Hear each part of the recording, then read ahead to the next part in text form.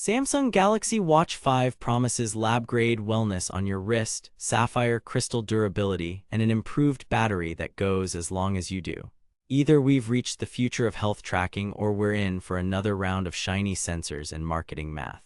On paper, it sounds criminally generous: advanced sleep coaching, body composition analysis, auto workout tracking for 90+ activities, and enhanced GPS with voice navigation.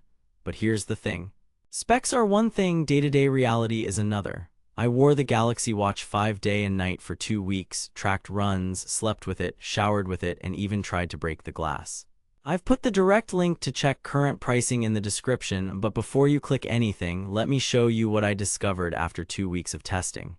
Here's what the Galaxy Watch 5 claims to do. It wants to be your everyday fitness coach, sleep optimizer, and smart companion. Key promises: advanced sleep coaching that analyzes stages and builds better habits over time. Body composition from your wrist with BIA readings for fat, muscle, and water.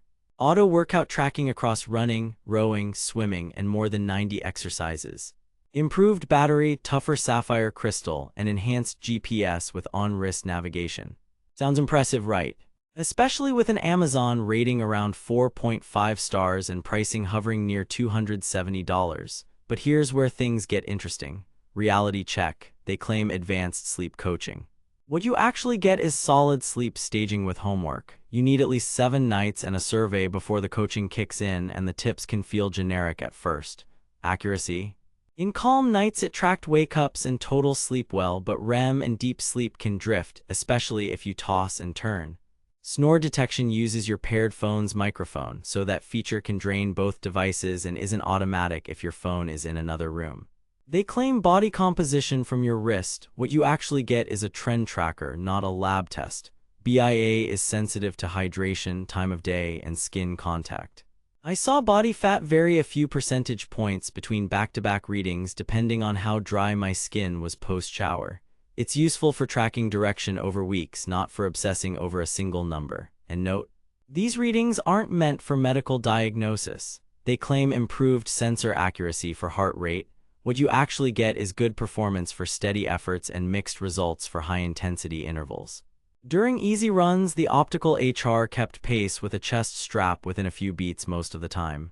In sprints and HIIT, it lagged and occasionally smoothed out spikes. That's normal for wrist-based optical sensors, but the marketing makes it sound foolproof. They claim auto workout tracking for 90+ workouts. Reality: auto start kicks in only after several minutes of movement and can miss the warm-up. Once locked in, distance and pace are respectable with GPS, but strength training recognition is still basic. For swimming, it counts laps and strokes, but heart rate underwater remains hit or miss. They claim improved battery. What you actually get is a 1.5 to 2 day watch if you're careful. With always-on display off, mixed notifications, a 45-minute GPS run, and sleep tracking, I averaged comfortably past a day, sometimes hitting 2. Turn on always-on display, continuous SpO2 at night, and navigation, and you're charging daily.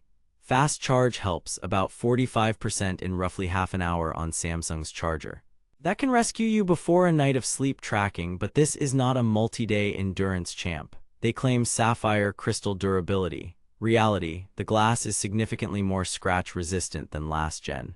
I bounced it against door frames and countertops and it stayed clean. The aluminum body, though, can scuff. The glass may survive, but the frame still tells the story of your day. They claim enhanced GPS with voice navigation.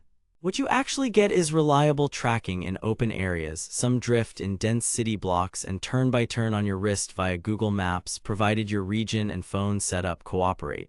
Route import and GPX backtrack.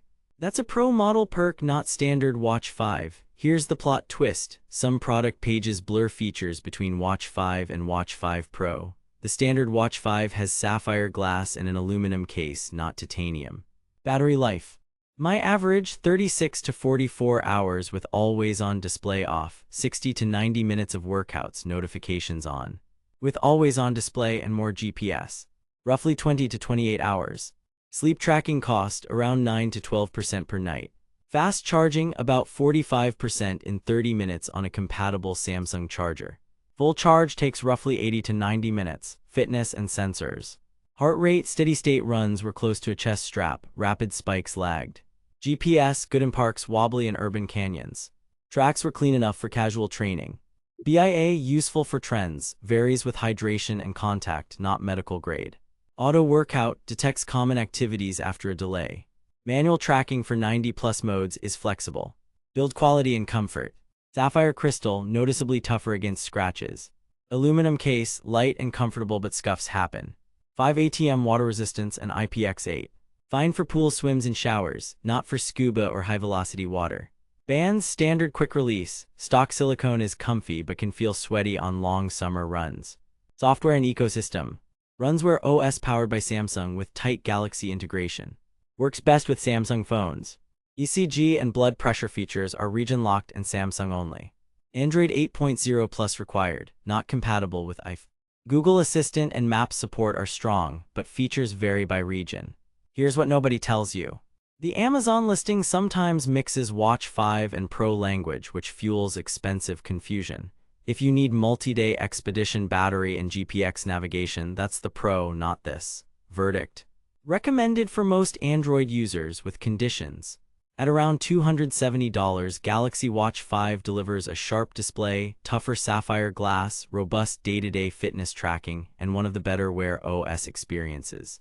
Pros: scratch-resistant glass, solid app ecosystem, reliable everyday tracking, fast charge top-ups. Cons: 1 to 2 day battery at best, hit HR lag, some headline health features locked to Samsung phones, and GPS that is good but not Garmin level.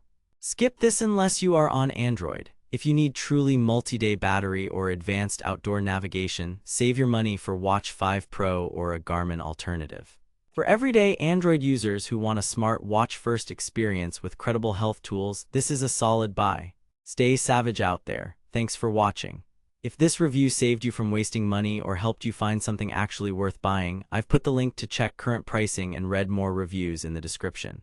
And hey, if you do decide to buy through my link, it helps fund these investigations without costing you extra. Drop your questions below, tell me what you want tested next, and subscribe for the upcoming head-to-head. Watch 5 versus Pixel, Watch 2 versus Garmin Venue. See you in the next one. Stay savage out there.